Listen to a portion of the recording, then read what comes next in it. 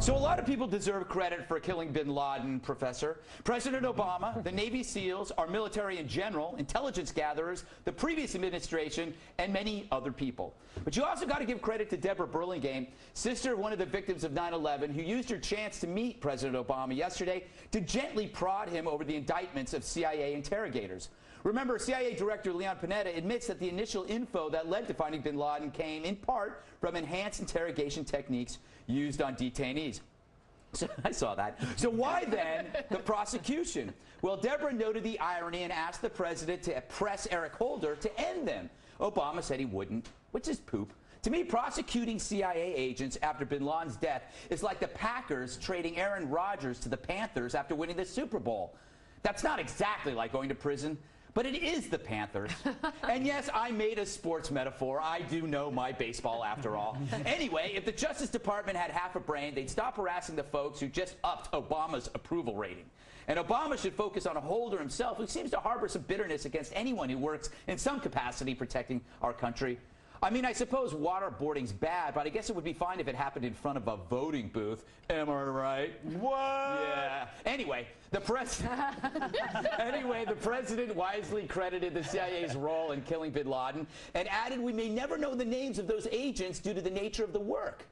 But if you prosecute them, you'll know who the heroes are because they'll be behind bars. And if you disagree with me, you, sir, are worse than Hitler.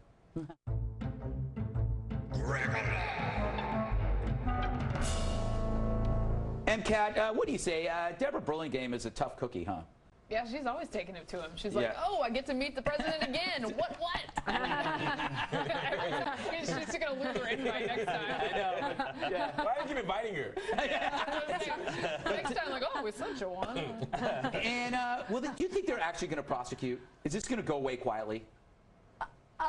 It may go away quietly the same way the civilian trial for Khalid Sheikh Mohammed went away quietly, but I think all of this illustrates the hysteria of liberals over enhanced interrogations, the claims that they're going to have civilian prosecutions for terrorists. We're going to shut down Guantanamo. We're going to prosecute the CIA agents. I think this is why Leon Panetta, or maybe just the SEALs themselves, said, screw it, we're going to kill this guy. Yeah. Because that's a big dispute right now. Oh, they captured him. He wasn't fighting back. They lied about that. It turns out he wasn't armed. He wasn't shooting back. But they just thought, if we bring him alive, Eric Holder will be trying him in New York City.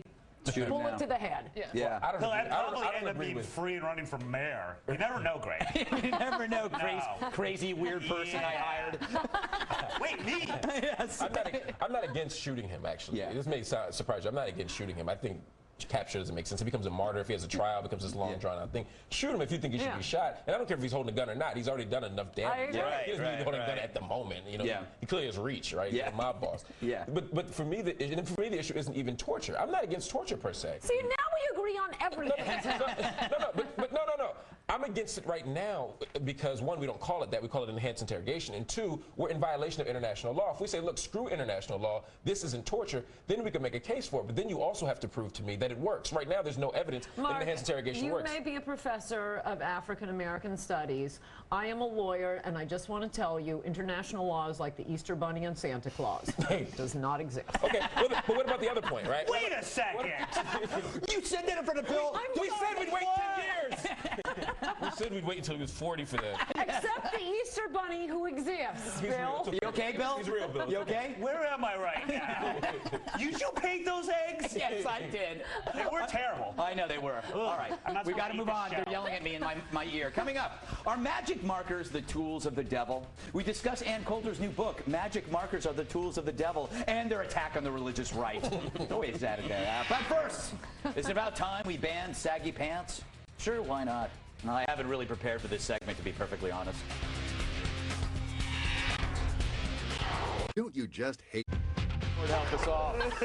He puts the con in Canadian. On a recent episode of TMZ TV, we saw actor and food enthusiast Louis Lombardi saying it was embarrassing that the next season of Jersey Shore was being shot in Italy, and that, quote, no wonder they hate us around the world, as in the U.S. He took it a step further. They hate the Americans, don't they, over there? Everybody hates the Americans. We're animals. Have some more food, Louie. You really need to get fat pig. Anyway, his little outburst sparked a discussion in the TMZ newsroom with staffer Dax Holt, his real name, Bill, taking a, shall we say, interesting position. He's picking a bad week to say that stuff, isn't he? Well, it's kind of true, though, because don't you go somewhere and you're like, I'm Canadian, and you tell people I'm Canadian, because then they like you better. What the hell did you just say?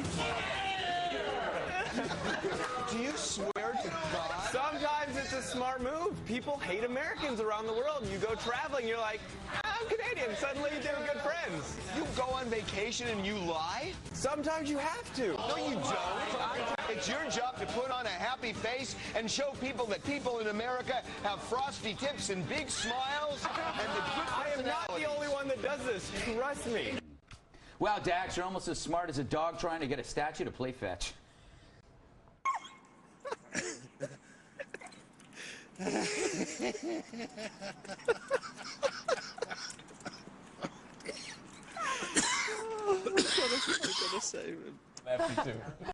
Professor, the real tragedy here is that you can't tell people you're Canadian.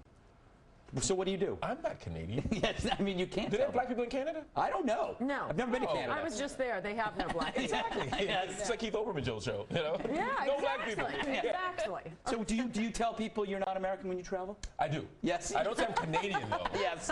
God. Who wants to be Canadian? If you're going to lie, you have to pick something powerful. Something like that. Nigerian. Oh, so you're like, you run an embassy and you're in possession of $350 million? Yes. And then they send me, then Bill sends me his checking kind of thing. Yeah, a Nigerian with a Philly accent. Yeah. That's great. I'm sure you're a professor. I can put on an accent, you fool. And if I were white, I would say I was something like German or something powerful. I wouldn't fake Canadian. Yeah. You're Canadian. MCAT, do you buy the fact that he does that? Isn't this just like one of those old urban cliches? No, he totally does that. Yeah. And you know what he also does? He says jingoistic hubris. He does both of those things. Those things overlap entirely. You know who doesn't say that? The entire staff of TMZ. Yeah. They don't even know what those words mean. And I got to give credit to the TMZ guys for going off on him, though. That was nice because he was being a jerk. Yes, I said it. I was going to say jerk. That's so going to be censored. I know. And if it isn't, oh, you're getting complaint letters. Well, who's worse? Who's worse, that fat jackass or the guy with the goofy prig with the frosty hair? Is that John Edwards? No, the guy in the clip. Oh, I'm sorry. I not only did not read the topics, I wasn't watching the clip. You only started paying attention when the statue went through the stick. Bill, you often you used to pretend you were Canadian, and then the government actually sent you a strongly worded letter asking you to stop. They are when I lived in Australia, I would tell people that I was Japanese, which was a huge mistake because they hate Asians. Oh, really? I had no idea. I love Canada. Canada is a great country. It sure is. I was just having fun. Yeah. Because you know what? Canadians are great comedians. They really are. They have a lot of them. Yeah, and they all come here. Yeah. Right. By the way, I was at a bar and I was mistaken for Harvey Levin. Is that That's hilarious. Yeah, and I was at a Newark bar at the airport, or an airport at the Newark a bar at the airport in Newark. I'm still drunk. And this guy comes up who's slightly drunk, and he goes, "Oh, I guess you think you're somebody special." And I'm like going, I think I'm assuming he's talking about Red Eye. He goes, "Yeah, you and all your celebrity gossip. Where's your cup?" And I'm like going, "What are you talking about?" And then I realized he thought I was Harvey Levin. That is amazing. Yeah, and I cried. That's not the kind of bar that Harvey Levin would frequent. I look a lot better than he does. I'm sorry. Maybe he was confusing you for that dirty gay guy in L.A. And not TMZ. You know who writes the gossip blog? What? You mean Perez? Yes. How do you know? You picked the good-looking guy to be confused with. Yeah, that's true. You do have a little bit of the good-looking heterosexual. He's got a little Perez in him, like I did last night. Hey, so do you have a comment on this? Email us at redeye@foxnews.com and leave a voicemail on my direct line, 212-462-5050. Still to come, halftime report from TV's Andy Levy. We gave him a lot. Yeah. Tonight's halftime report is sponsored by Wrestling, the combat system that uses grappling-type techniques such as clinch fighting, throws, takedowns, joint locks, pins, and other grappling holds. Thanks, Wrestling.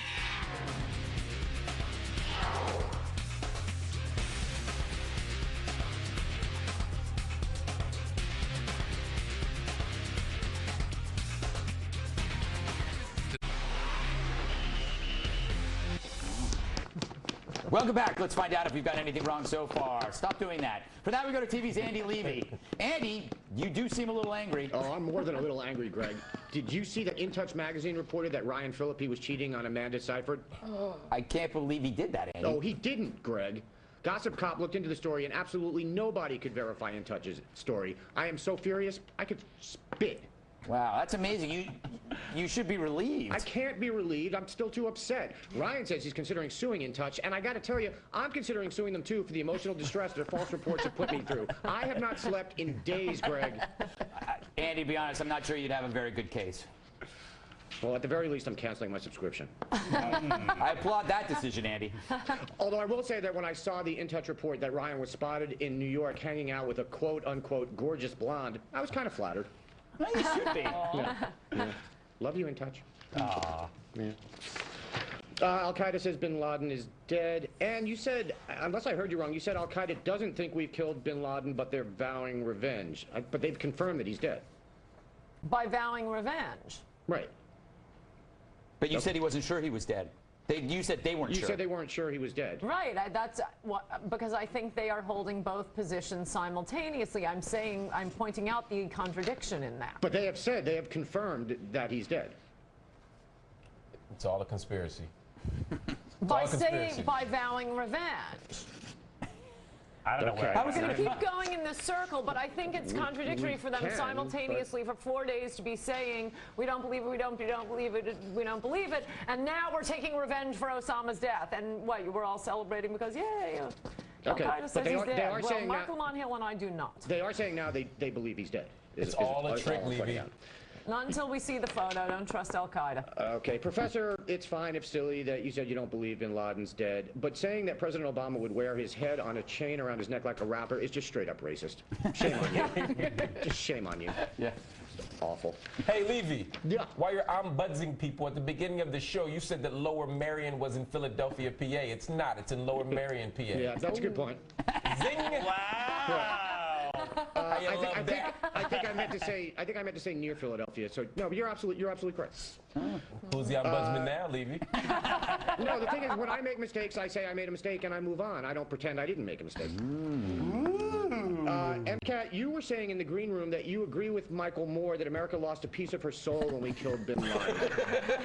How come? I just think it's very sad. It's a very sad moment for us.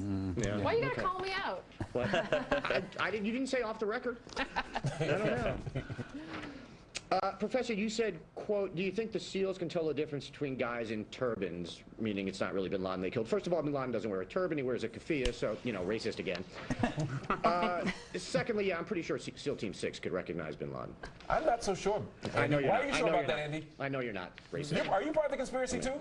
First of all, you seriously believe Bill was born a boy, so you have no credibility whatsoever. Touche. Glad I could come into this. Yep. Were celebrations over bin Laden's death gross? Professor, you mentioned that you were watching the Mets-Phillies game when the news broke that bin Laden was killed. Yeah. Who won that game?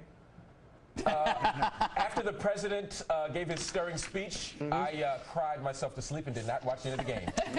It was the Mets. It was a perfect night. Bin Laden was killed, and the Mets beat the Phillies. Wow. Awesome night. Yep. In fact, whenever the United States catches a terrorist leader, the Mets win a game, right? once every 10 years. Yep. Nicely done. Right. Nicely done. Once every 10 years. You can't hurt me. I'm a Mets fan. You can waterboard me. It doesn't matter. I've lived through worse. I love this has become a common area in a sports blog all of a sudden. MCAT, you said to the people complaining about the celebrating, go pray for me, I'll be on the goal posts. Right. See, I'm of two minds on the celebrating thing. I don't have any problem with celebrating the death of a mass murderer, celebrating the guys who did it, etc. What bothers me is some of the celebrations seem to be kind of the look at me, kind of mugging for the TV cameras kind of thing, and that just seems a little distasteful to me. But I'm just not all judgy, Okay. It's like you want to express it that way. I'm being very open-minded about it. Okay. All right. I agree with you. Good enough. Yeah, you're having a good I think time. sometimes people like to be critical in order to get the camera on them, Andy. Can we take me full screen, please? Thank you. And you said that Professor Hill had the audacity to give Obama credit for this kill. How do you not give him at least some credit? I didn't say the audacity to give him at least some credit. He's giving him all the credit. All of it. He orchestrated this whole conspiracy. This whole conspiracy is orchestrated by the Obama administration. And he meet Marc Lamont Hill. That's right. We're not buying it. That's right here. Not buying it. Name in town. Name in town. Greg Gutfeld putting CIA operatives on trial. Greg, you said, quote, to me, prosecuting CIA agents after bin Laden's death is like the Packers trading Aaron Rodgers to the Panthers after winning the Super Bowl. Somebody told you to write that, right? Well, I was a little worried that the person telling me that would try to trick me. So I actually looked up all of those elements, and sure enough, there is a team called the Panthers, and Mr. Aaron Rodgers is employed by an organization called the Packers in Wisconsin. Yes. So it all checked out before I wrote it. Okay. Very good. Good enough. Good enough. Here's the thing I don't get on this story. MCAT, maybe you can help me out here. The Bush Justice Department advised that enhanced interrogation techniques were legal. Right. You can disagree or disagree with that assessment, but that's what the Justice Department said. So how do you then prosecute the people who were told they were following the law? I don't understand. You need to talk to Eric Holder. Okay. Or get Deborah Burlingame, too. Okay. She's the one to send in there. All right. Bill, just so you know, the Tooth Fairy is real. Good. We're talking about the dude I met last night at the Ramrod, right? No. Yes. No, the only reason why the tooth fairy is important to you is because of your meth habit. Yeah. Does the Tooth Fairy ever give back, Andy, rather than take? That's what I'm in the market for. Hey, is that not going to be censored? Bill gets half his salary from the Tooth Fairy. Yeah. Yeah. Change. TMZ, Dax Holt says sometimes he tells people he's Canadian when he travels abroad. Okay, I got to come clean here. This is actually my fault. When I travel abroad, I tell people I'm Dax Holt and I do really bad things. Oh, really? So now when he goes abroad, he has to say he's someone else from a different country. Sorry, Thailand. Yeah, my bad. That's what you get for having your name Dax. Yep, absolutely. Dax. I just like telling people my name is Dax Holt. Yeah. Who wouldn't want to say that? Yeah. Yeah. It's got to stand for something. I don't think it does. It sounds like an airport.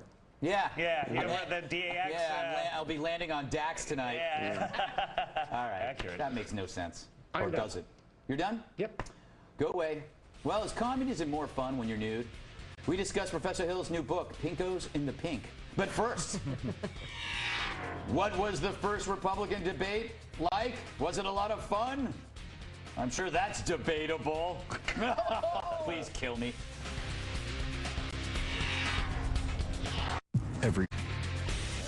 Well, it was clearly the highlight of the night. My new foot pajamas arrived in the mail. But also, I speak of a moment in last night's GOP debate. During a lightning round, an idea they stole clearly from us. Candidates were asked to answer questions about issues that would give them the most problems in the primaries. Texas Congressman Ron Paul was confronted with his liberal stance, or libertarian stance actually, on drugs and prostitution. Soon he found himself arguing in favor of legalizing heroin. If I leave it to the states, it's going to be up to the states. Up until this past century, you know, for over 100 years they were legal. What you're inferring is, you know what? If we legalized heroin tomorrow, everybody's going to use heroin. How many people here would use heroin if it was legal? I bet nobody would put the hand, oh yeah, I need the government to take care of me. I don't want to use heroin, so I need these laws.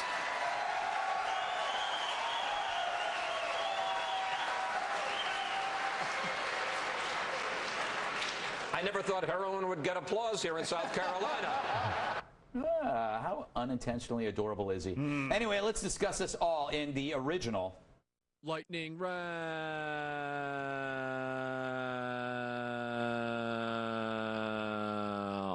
Lightning round.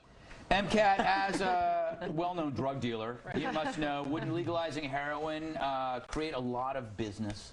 Well, yes, great for the economy. Yes. Well regulated. And Yes. I also think it's about daggone time someone started the national conversation on heroin. And Yeah. the GOP field is just taking care of that for us. Yeah, MCAT for the longest time has been a heroin addict. I'm very proud of it. Enthusiast, Greg. She's a heroin enthusiast. Yes, that's true. You and your words. And who came out looking good in this debate overall? I didn't see it, but Herman Cain. And if I could just say about Ron Paul in that answer, that's the only part of the debate I have seen, so I'd like to comment on it. This reminds me of what drives me crazy about libertarians. First of all, the people who are in favor of legalizing things like drugs and prostitution are the ones who can't get get sex the way normal people do. Let's legalize it. And number two, it's as if these libertarians live in a vacuum from 1910. Did we just pass Obamacare? Do we live in a massive welfare state? How about we get rid of that before we talk about legalizing heroin? It's weird. When I do heroin, I do think I'm living in a vacuum. A space vacuum with claws, giant eyeballs. Professor, what drugs should be legalized and which ones are you on? All of them. Now to your question, which one should be legalized?